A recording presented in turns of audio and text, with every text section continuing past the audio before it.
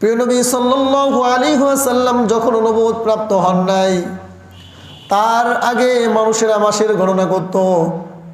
আর 4টি মাসকে তারা এমন করেছিল যেই মাসের মধ্যে যুদ্ধ বিদ্রোহ করা তারা হারাম মনে করত। কি মনে করত? যুদ্ধ বিদ্রোহ, মারামারি করা, ঝগড়া করাকে তারা হারাম মনে করতো এই মাসগুলোতে। তো রাসূল সাল্লাল্লাহু আলাইহি সাল্লামকে বলতেছেন যে তোমাকে তারা এই হারাম মাসগুলো সম্পর্কে জিজ্ঞাসা করে, যে হারাম মাসগুলো, সব মাসগুলোর যে লড়াই, এই লড়াই সম্পর্কে, যুদ্ধ সম্পর্কে তোমাকে জিজ্ঞাসা করে, তুমি বলে দাও কুল কিতালুন ফীহি কাবীর, এই মাসগুলোতে যুদ্ধ করা হারাম, মানে বড় গুনাহ, কবিরা গুনাহ। ওয়াসাদ্দুন আন সাবিলিল্লাহি কুফরুম বিহি ওয়াল মাসজিদিল হারাম। তাহলে যেই মাসগুলোর মধ্যে আল্লাহ তাআলা আমাদের জন্য যুদ্ধ বিদ্রোহ হারাম করেছেন, সেই মাসগুলোর মধ্যে অন্যতম হচ্ছে রমাদান। কি মাস? রমাদান। এই রমাদান মাসকে আল্লাহ তাআলা আমাদেরকে বছরে একবার দান করেন। কয়বার? জোরে বলেন না, কয়বার? বছরে একবার এই রমাদান আমাদের মাঝে ঘুরে আসে। রমাদানটা কোন মাস? রমাদান মাস সম্পর্কে আল্লাহ তাআলা বলেন, আশ-শাহরুল হারামু বিশ-শাহরিল হারামি ওয়াল হুরুমাতু কিসাস ফামান ইয়াতাদা আলাইকুম ফাতাদু আলাইহি বিমিসলি মা আতাদা আলাইকুম ওয়াত্তাকুল্লাহা ওয়া'লামু আন্নাল্লাহা মা'আল মুত্তাকিন। হারাম মাস, এই মাসের মধ্যে কিসাস।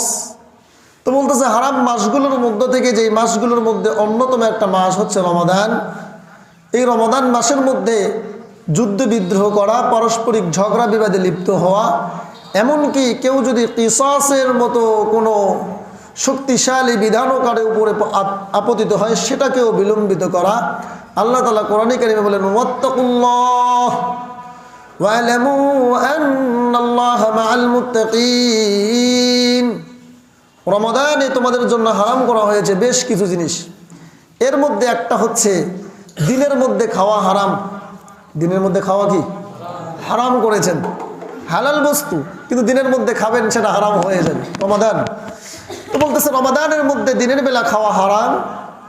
বলতেছে ওয়াত্তাকুল্লাহ ওয়া'লামু আন্নাল্লাহা মা'আল মুত্তাকিন। তোমরা আল্লাহকে ভয় করো। আল্লাহকে কি করো? ভয় করো। ওয়া'লামু, এবং জেনে রাখো আল্লাহ তোমাদের সাথেই রয়েছেন। মুত্তাকিদের সাথেই কেবল আল্লাহ তাআলা আছেন, মানে এর A to Z সমস্ত কিছুতে সহযোগিতা করবেন কে? আল্লাহ।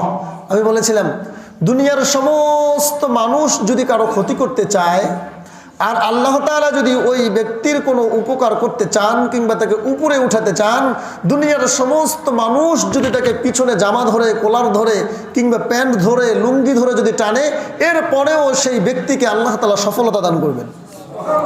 তো এই জন্যই বলছে তোমরা আল্লাহকে ভয় করো। ওয়াত্তাকুল্লাহ, আল্লাহকে ভয় যদি কোনো ব্যক্তি করে, তাহলে এই ব্যক্তির ক্ষেত্রে আল্লাহ তাআলা তার সাথেই রয়েছেন। এই ব্যক্তিকে আল্লাহ তাআলা উপকৃত করবেন, এই ব্যক্তিকে সমস্ত কাজের মধ্যে সফলতা দান করবেন। বলতেছে আল্লাহকে রাজি খুশি করার জন্য, আল্লাহর উপর পরিপূর্ণ ভীতি অর্জন করার জন্য, ভীতি অর্জন করার কারণে পৃথিবীর সমস্ত মানুষ যদি এই ব্যক্তি থেকে আলাদা হয়ে যায়, আর সবাই যদি এই ব্যক্তিকে পিছিয়ে টেনে আনতে চায়, বলেন তো সাহায্য করবেন কে? আল্লাহ। এজন্য ভয় করতে হবে কাকে? আল্লাহকে।